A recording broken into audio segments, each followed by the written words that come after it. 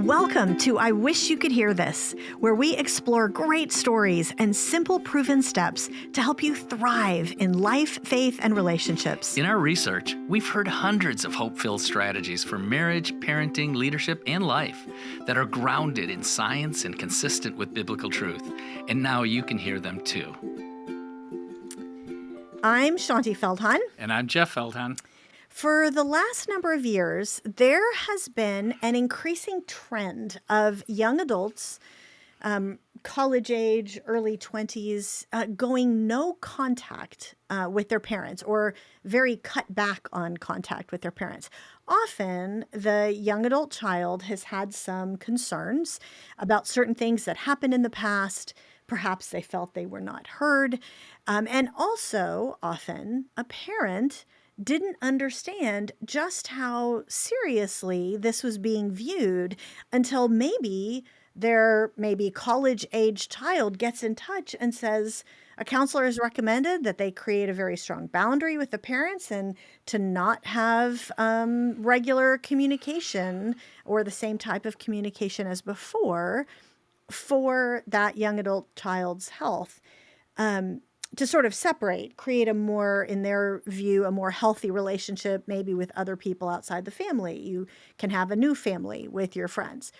And this pattern often blindsides parents and leaves parents confused, maybe stunned, maybe grieving. And it then also leaves the young adult child kind of wrestling to understand what the relationship should look like going forward. So today on the podcast, we're just going to dip our toe into these waters, into this topic, and we're bringing in an experienced clinical psychologist with a specialty in family therapy to help us unpack how do these situations come about and what to do about it. And the clinical psychologist that we're bringing in is Dr. James Sells of Regent University, who is a friend and a colleague of ours.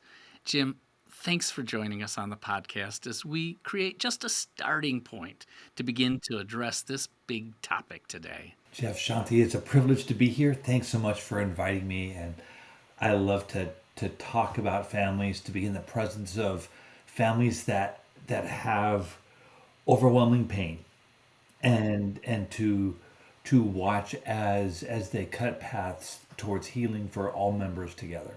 Jim, could you introduce yourself to our listeners and explain what you do? I would love to. I am a psychologist. I teach in the master's and doctoral program in counseling at Regent University, and my focus has been in marriage and family. I have authored with Mark Yarhouse, and I spend about 10 hours a week dedicated to working with families in conflict. To get us started on this topic, because there are a lot of people from all different sort of sides of the equation who could be listening into this. We could have the parents who have been sort of felt a little blindsided by a young adult child listening. We could have the young adult child listening who's trying to figure out, what do I do going forward? What does this look like? Is this forever or is this for a season of time? And how to create healthy boundaries, perhaps. But let me start with a story, because we have had multiple friends be impacted by this trend on both sides of that equation. And we've seen the heartache on both sides. We've privately spoken. I've been conducting research on this because I can't help myself. It's not like she doesn't have enough research projects to fill up her time. Yes, but this is one there's a lot going on. So probably spoken with half a dozen families over the last number of months who've been impacted by this, as well as, and again, both sides, the parents and the adult children. And so recently, here's something that just, classic example that just happened. We were with hanging out with three other couples. So there's four of us. And one of the couples basically came in just looking kind of shell shocked and just really sad, which is not their normal kind of way of appearing. They're usually really high energy and positive and happy. And we've known this couple for a very long time, these couples. And one of them asked for prayer. And I'm going to change a few identifying details to protect people's identities. But the husband basically said, "Look, we just need prayer. We're reeling about something. A month ago, we were expecting our daughter and her new husband over for dinner, and instead, we get this email from her saying that she needed to have a season of time away from us for her mental health, and made these accusations about how we handled things, that we were abusive to her growing up."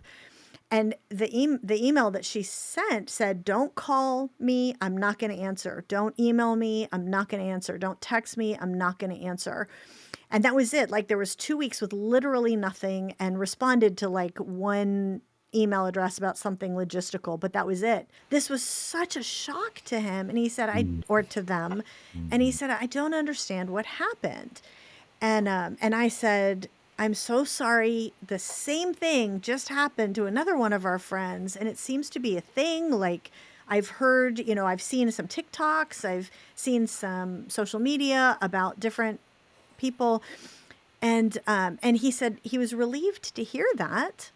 But it's like devastating. Like, even though he's glad to hear it's not just him, he said, "We tried to figure out what was going on, and what they said, it was like 60% truth and 40% lie." And this is in their view. And then I was talking to and interviewing another woman who had had a very difficult situation with her mother for years, and eventually had to put in some really strict boundaries about, I love you, you're my mom, I want to be kind to you, but I have to be kind from afar. And it's just, there are a lot of people in all different situations. So I guess the thing is, for Jim, a question for you, have you seen this become a thing in your therapy, in your practice, and in the stories you hear? Yes, certainly have. I wouldn't call it a contagion, as in, oh my goodness, this is everywhere, but it is certainly common.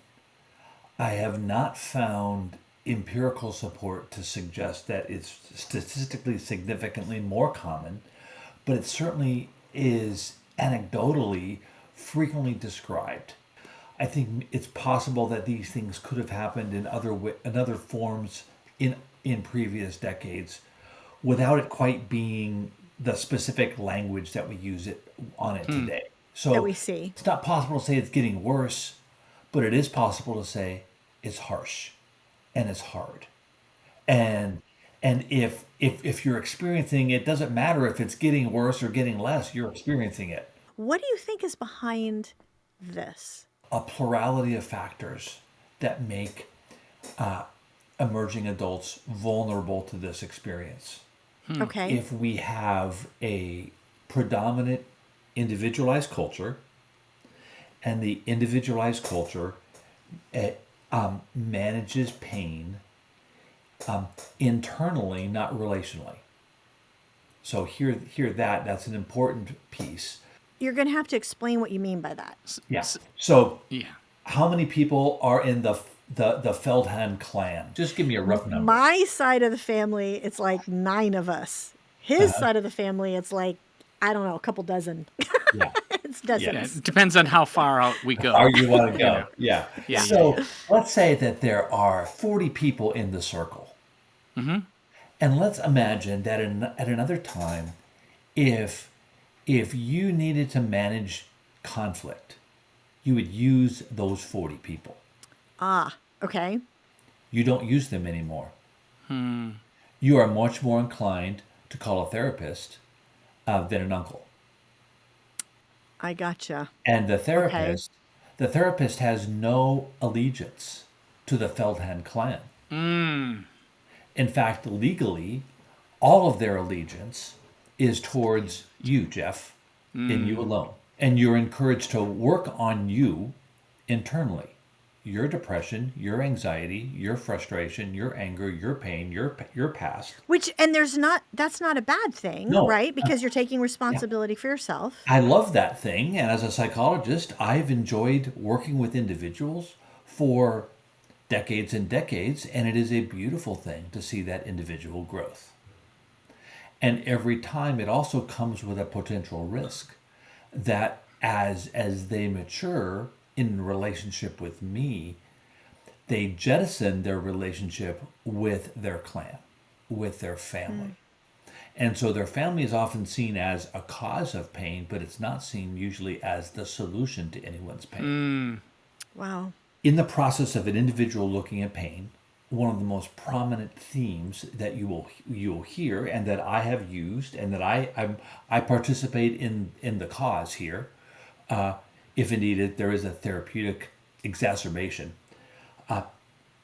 is the idea of we need to build better boundaries. You're being engulfed, you're being overwhelmed, your emotion is like a flood, and we have to build a big dam. Okay. Otherwise, you will continue to flood your emotions. That sounds very appealing because it does help control the immediate pain of this emotional reactivity. Like my brain is being launched into the recollections of anger and frustration, and I see this occurring in times during my childhood, and the best way to immediately bring a quality of control is to exercise what Murray Bowen, a family psychologist from a few decades past, called emotional cutoff. The way the way to heal out of control emotions is to cut off the source of that pain. And when the pain is objectified as one's parents, that's who I separate myself from. It's not meant to be punitive, it's meant to be self-protective. It's meant to be the pathway that healing is to take place. And I'm trying to work on myself. I can't work on myself when I continually am going back to my conflict with my mom, and my mom doesn't understand, and rather than try and explain, let me just shut that door. Because that's the perceived Yes. as the best way to be Yes. able to move forward. When I have had, perhaps issues with my parents, and I loved my childhood and growing up, and I loved the parents I had. But, there were times, and I remember talking over with a friend, maybe not the extended family like you described earlier, but with a friend who had known me and my parents since we were in first grade. Yeah. And so when I'm telling him about something, he's able to go, that's not the man and woman that I see, Jeff. And he could bring me back with a perspective of who my parents were, not just my perspective, but a different perspective that was true. Yeah. And it helped me. But if I can only see my perspective, and that's the only perspective I'm sharing with a counselor, I guess I don't see how they can help you get to truth Yeah. about what's going on in that relationship. Yeah. It is certainly one dimensional, and it is not all pain that a person experiences is affiliated, associated with childhood suffering from parents.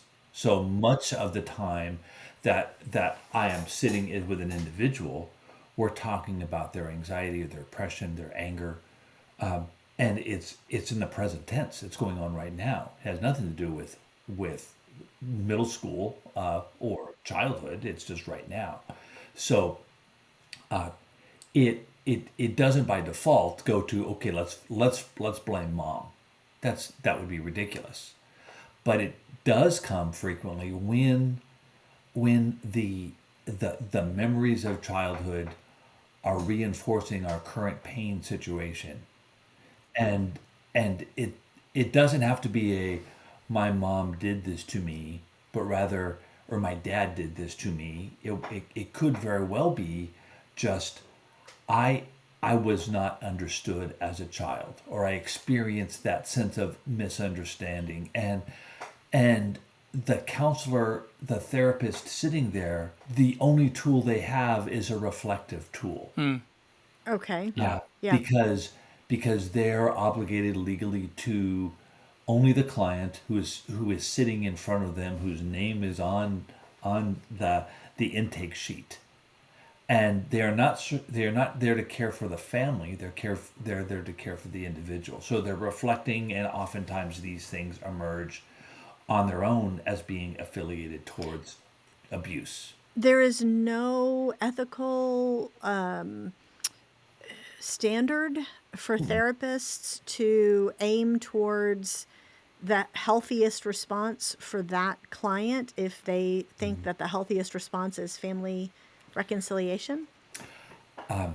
No, Wow. just Okay. like in the legal profession, an attorney is responsible for attending to the needs of the client and the client alone. And there might be ramifications for the whole family, but the family is not the client. The Gotcha. person who Okay. sits, who like whose whose medical record we are billing. Let's put ourselves in the seat of the young adult. There is something there that's important for them to be aware of, which is that so if you are receiving counsel, it's kind of up to you to try to provide, I don't know what you want to call it, context for the therapists that you're seeing, because otherwise they won't be able to know the bigger story. Correct. So, I mean, that to me is an important piece of information for the young adult who's wrestling with this to be aware of Yes. I often, as a therapist, do not have an accurate context described by the individual in pain. because It of the will, pain. because Okay. of the pain. Pain refracts light. It bends it. So, is one of the solutions, if you are a young adult or if you are a parent, is one of the solutions to say, we need to have both of us in the room to go through family counseling, not just the individual? Is that one of the solutions? I love family therapy for that reason. It's complicated to have family. It's volatile to have family, and it's it's difficult because people live in different states and their work schedules are different. It's hard to get people together. Now that we live in an era of Zoom, it is easier, but it's still extremely difficult and requires a high degree of courage. And Interesting. most clinicians are afraid to do family. That's a family therapist's opinion because it is really scary, and because it can be very volatile, and you never know what's going to happen. Versus individual therapy tends to be more easily controlled. I have just one person in the room, and I can have a direct conversation with that one person. With a couple or with a family, I'm having one conversation, but I'm not controlling the interaction on the and anybody else in the room, Right. and I have to bounce from person to person. Yeah, I So can see Wow. how Complicated. experience, Yeah, yeah, yeah. But for that sure. doesn't mean it's impossible. right. Obviously, you do it. So that can be something that people can look for is Right. like, can we please get us together in the same room? I want to start getting to some like practical guidance. And both for the parent listening to this and for the young adult listening to this. So let me tell you sort of a little more about that story that we started with, and then I'd love to get your reaction to it and see whether there's any advice on both sides. As soon as the one father, the one husband, was crying and talking about, I don't know what happened. Like we weren't perfect, but We like, loved our but we loved kids. our kids, and they said that they had a great childhood, and we don't know what happened.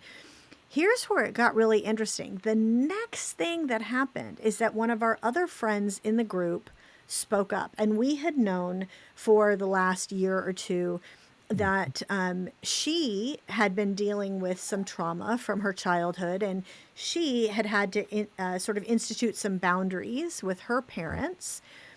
And so we had been aware of that. That had been going on for a while. And she had been diagnosed with complex PTSD. And it was something that was related to the way that her parents and siblings handled something. And she said, outright, they were good people, right? They weren't these were not people who intended to be abusive, but there was a way they handled something that was very painful to her and has left her with a lot of trauma. And she said previously that, some people might not see what happened as abuse, but to her, it was received that way. That's what it felt like. And so she has spent the last number of years trying to unpack that And work through it. and work through it in specialized trauma therapy, just to figure out how to handle it. So all of us knew that that was Part of her part of story. her story. As soon as our friend stopped talking, and he's wiping his eyes, she speaks up and she draws a line from her experience to what our friends had just heard from their daughter. And she said, "What I hear from you is saying, how could this be? We weren't perfect, but we were good parents." And she said, "My parents are good people. And this family issue happened to the point where I have complex PTSD. Both of those things Can exist. And she said what happened in our family might have not impacted other people in the same way, but I'm a sensitive person and it did impact me that way." And she starts crying and she says, "What's hard is that my parents are not willing to hear my perspective of that story. I just want them to own whatever part of the story that they had, that they didn't protect me from what was happening. It was never their intention to hurt me, but because I struggle with this every day, it's hard." And she said, "There's many things that I have to own." She said, "They are not the problem, but I just wish they would say, I hear your story. I hear your pain. I hear, and I'm here for you now." The perspective is real to that young adult child, and they are desperate. Now she's talking, remember, she's talking to our friends, right? She said their perspective is real to them and they are desperate to have you recognize that. And she started crying and she said, "I am desperate for my family to understand how intensely painful this has been and be willing to walk alongside me without thinking that I'm saying it's all your fault. I just want them to say, I'm so sorry. I experienced it in a different way, but I had no idea that you were experiencing it that way. I'm so sorry."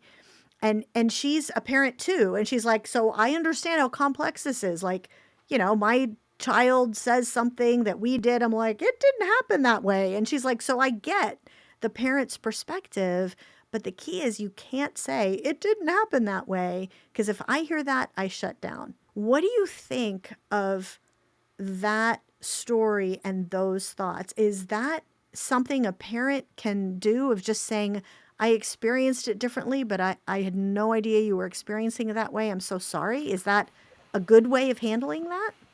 That is a good start. Okay. Okay. Most frequently, when you say I experienced it differently, the person who's expressed then feels negated or minimized. Okay. And often the response, when we are in our pain state, often the response is you are trying to take away or dilute my story. You're not Okay. hearing me. And there's often where our log jam is. No, I am hearing you. I am so sorry that you experienced this pain. That was not our intention. And and the pain frequently prevents one from being able to say, tell me to an adolescent or a young adult, to the parents, tell me how you experienced and how you recall these events. The young adult recalls the experience of severe injury, and that puts them in their limbic reactivity protection state. They have to get out of the pain. The fastest way to get out of the pain is to conduct the separation, the boundary. Okay. That's necessary to stop the pain or even to give you some sense of control over the pain. But it has very little effect on healing. It has some positive effect on preventing greater injury. Much like a turtle crossing the street or a tortoise crossing the street, when a car whizzes by, the tortoise acts in its very self-protective way. Pulls its head in, pulls its legs in. And it is experiencing a greater sense of safety because I'm in my protection mode. It's not, but the experience is a greater sense of safety. Oh, okay. It It's not any requires, more safe, but it feels but it that way for the moment. right, Okay. and that's a very powerful, uh, extremely functional state to be in. But in that particular context, it's not able. That defense is not as useful as other defenses, but it requires a great deal of vulnerability to pull your legs out, lift your head out of your shell, and start walking, and start moving, or to engage in dialogue with a family member. You have to be able to, in essence, exercise a great deal of self-denial. It's the opposite of putting your head in the sand, but it is, I will not be controlled just by one emotion. I will contain the plethora of emotions, including my discouragement, my sadness, my grief, my pain from childhood memory, and my trust, my security that might exist between the people that I'm trying to restore harmony with. It's a hard menu to order from. Okay. So you are left with a direct conversation, and most of the time I recommend, for my own self-serving, I recommend a family therapist or someone, not necessarily a therapist, because sometimes it's not therapy required. It's just a mutually trusted friend that can confront both parties equally. We use this phrase in my world. It's called multidirected partiality. That means, Shaunti, I can be your friend, and Jeff, I can be your friend at the same time, even though you two want to spit on each other. I can be quite loyal to each of you simultaneously without burning up. I'm not feeling conflicted if I understand Jeff and I understand Shaunti. So that what you're saying is, instead of just, if you can't, especially if you can't find a family therapist, get a mutual friend Yeah, to step into this and sit down. yeah. Okay. I Interesting love idea. I love aunts and uncles. They are more powerful than I will ever be in family systems. Because I love both parties. They love everybody, Yeah. and they're not part of the direct problem. They know everybody. They've seen it all over the course of decades, but it's not their wound that they're addressing. It's an That's so affiliated wound. interesting. They're two steps outside the circle, but they've been close enough to the circle to watch what's been going on forever. And the people that are in the circle know the aunts and know the uncle's story too. Know that their kid has addiction problems, or their adolescent daughter was a cutter or had anorexia, or like, nobody's family story is free of Those blatant issues. stuff. Yeah. So if you're a parent, so I want to do both sides here. So give us a starting point. If you are a parent and if you are the young adult listening in, first, what should a parent who's hearing this from a child be sure to do in the situation and be sure not to do in the situation? And then I want to flip and say, what should the young adult be sure to do and not do? First of all, to the parent, you can't say you can't do that. The parent's best course of action, my friend Terry Hargrave, a marriage and family therapist extraordinaire, says it's a long life. It's a long life. You're going to solve this, bring healing to this over a period of years. What you do today matters. What you do today matters 3 years from now. And we are not going to worry about getting to the solution today, because the primary thing we're rebuilding today is not solving this problem, but solving our trust problem. Okay. That's really good. That is So good. it is our trust problem that has to be restored first. Our trust problem is evident by the fact that we have to have really sharp boundaries between us. And this is the assumption that this is not a situation in which there's an ongoing misuse or abuse of people, but the boundaries are there because of past pain, not to protect us from current pain. It's a big difference. Yeah. Big But if difference. that's the case, then our problem is not the issues related to it.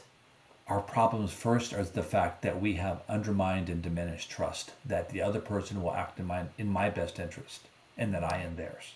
So, Jim, just to push in on something, when I first raised the idea with you of doing a podcast with us and helping us think through this, one of the things that you told me, and I'm not going to get your words right, but you basically said the parent, from the moment that the child raises this and says, we can't have any contact, or, I have to have really diminished communication, or I'm going to knock on the door when I come home to put a boundary up, or whatever it is, you said something to the effect of that parent has to realize this is something that has now become, they may have a solution in 5 years. This is not something that Right. this will be solved in a few months. Right. Most likely, depending on the obvious circumstances. The injured person contains the power. It's often not believed that at all. I was injured, you had power over me and you hurt me, and now the injured person is having control of the relational power by creating distance. Okay. The one who is most vested in restoring the relationship does not have the power to restore it. If you are neutral, if the conflict is between the Feldhahns and the cells, and you are neutral and protected, I'm fine working at my distance over here, and I am desperately injured and want to restore things. I lean in, and you just like, you seem to have a leaning problem here. You're like, I'm not obligated, or you're not obligated to respond to my desperation. The one thing that parents must do is restore their own power by saying, I'm okay at waiting for a long, long time. However long it takes for you to bring healing, I am here to help you in that journey. It will be hard. We will go through some difficult conversations. But I trust you as an adult, and you must grow in your trust of me as an adult. And that's a different relationship than our child-to-child relationship. We don't have that anymore. So you as an adult have the authority to determine what you will do with your life, who your relationships will be. I grant you that. It's a powerful freedom that really, really is scary. It's so scary, but also I can imagine that the parent needs to keep saying, and I love you. Yeah, And nothing absolutely. that you do will cause me to stop loving you. Yeah, And I'm here whenever you're ready yeah. to talk about how to put this back together again. Yeah. I don't know if that's a good thing to say or not, but Absolutely. I mean, Absolutely. I can't imagine that a young adult wouldn't need to hear that. They do. Okay, so if Yeah. we're flipping this, what do the young adults that they're listening in, Yeah. what should they be sure to do in the situation Yeah. and be sure not to do? The best time I ever had with a young college student facing this kind of situation. I was literally the worthless therapist. This guy figured it out on his own. Okay. He was from a family of abusive drinkers, four boys, all adults, mom, dad, all of his aunts and uncles, everybody in the family were, as he would say it, by raging alcoholics. I mean, we would get together on the weekends to watch sporting events, and something would get broken because there would be some fight because we would all Wow. be rooting for different teams, and we'd be all drunk, and there would be a fist fight. Every week there's a fist fight. Every week there's a flat screen through the sliding glass door. It was horrible. And then he went to college. And I worked with him at the University Counseling Center there, and he got sober. And in his sobriety, he cut his family off because they knew nothing of sobriety, and all he knew at this time was, I am very feeble at being able to not succumb to the pressures of my family. Wow. So he cut them off. That was in like April, and he didn't go home for the summer. And I saw him during that whole time, through the summer and through the fall. And he came to the point in the fall, he said, it is not fair. I need to start talking to my family. I haven't had conversation with them in 6 months. And he devised this plan. I will come home for Thanksgiving, but I will not be there on Thursday and Friday and Saturday and Sunday. You'll be watching football, you'll be drunk, you'll be mad, and I cannot be in that context. And he told them that? He wrote this in a letter to all of his brothers and his parents. But I will come home on Monday before Thanksgiving. I will be there Monday, Tuesday, and Wednesday.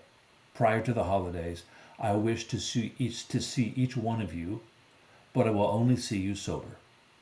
So there was a man, 22 years old, where he got that much wisdom and endurance and courage. I don't Courage. know, it sure didn't come from me. He figured that out on his own, that I want to be in a relationship with my family, but not in that context. So what he did is change from a cutoff to a culture change. I will engage in relationship, but under different circumstances. And I really wish, the last line of his letter was so powerful. He said, I have no right to expect you to change. You are free to drink over the holidays as you wish, but I cannot be a part of it. But I wish to be part of you. Ooh. Wow. What a mature Yeah. statement for a 21, 22-year-old. Wow. Yeah. So the idea for the person that is in the cutoff stage, that is necessary for your protection, but it will be essential that you think in good time, not like Tuesday where you have to do this, but in good time to anticipate and plan a way that you can begin to expand your knowledge and insight of your family through interaction with them through a different lens. You can't do it if you maintain the separation cutoff, Right. but you can't do it if you just say, hey, we're back to normal. Right. You have to do it in some kind of controlled context where trust can be developed again. That's what you're trying to do. That's what he was trying to do. I want to rebuild trust, so let's meet at McDonald's. They don't serve alcohol there. Come sober. And we'll spend an hour there, and then I will look forward to that. Baby steps. Yeah. Yes. That's so interesting. In preparing for this, one of the things that I saw that was so encouraging was there was a 2022 study that was done by a group of researchers on this topic. And, you know, the researchers call this estrangement, right? Yeah. Like parental Family estrangement. Uh-huh. That in most cases, the estrangement does resolve. And that's the hope I think that Yeah. both people need. I think it's 81% of the people who've been estranged from a mom become unestranged. I don't know what the right word is. They could reconciled, and I think it's 69% become reconciled to their fathers. Yeah. And that's an encouragement for people listening to this, is what Jim is saying. This is not a short-term thing, but there is hope looking forward. Yeah. To manipulate the intent of a John Prine song in spite of ourselves. Meaning, if I just keep on, the boundary and the separation will bring no healing. Yeah. But in spite of myself, I can overcome, I can rebuild trust gradually over time. I can pursue pathways to forgiveness. I can generate gratitude with a clear perspective of everything that has occurred in my life. And not by denying aspects of my experience that I must diminish or minimize or completely erase. Yeah. So good. Wow. That is great. Oof. This has been a pretty serious but important episode. Thank you, friend. Yeah. I mean, I'm glad to be here. This is just, again, we get to listen to your wisdom lots of times in our multiple interactions that we have. We do. It feels like a real gift to our listeners for them to be able to hear this from you. Those are kind words, and I take them with gratitude and sobriety myself. Thank you very much. Okay. Well, one of the things we always try to leave our listeners with is one big takeaway. As I heard you talking, I'm thinking the rebuilding of trust is a long game. That might not be the takeaway that you'd say that they should have, but if you had to, what would you pick? For one thing, remember this. When parents hear the cutoff words, I can't have any contact with you, there is an overwhelming degree of hurt. That's your side of the turtle pulling, or the tortoise pulling head and feet into the shell. Both parties are sitting in the middle of the road and will never bring healing there. But it does require patience and courage to listen, to rebuild the perspectives we've carried on our lives as family. Wow. I think that trust building is the most important journey of any family restoration. Thank you, Jim. Thank you so much, Jim. And I'm going to put in the show notes that study I mentioned, just so that people can look at it and have a little bit of hope. Jim, thanks for joining us. Glad to be here. We're going to suggest to please, those who are listening, share today's episode with anyone who needs to hear it. Thanks for listening to I Wish You Could Hear This. Remember to subscribe to our podcast. And as always, forward today's audio or video link to a friend, counselor, or pastor who would be encouraged.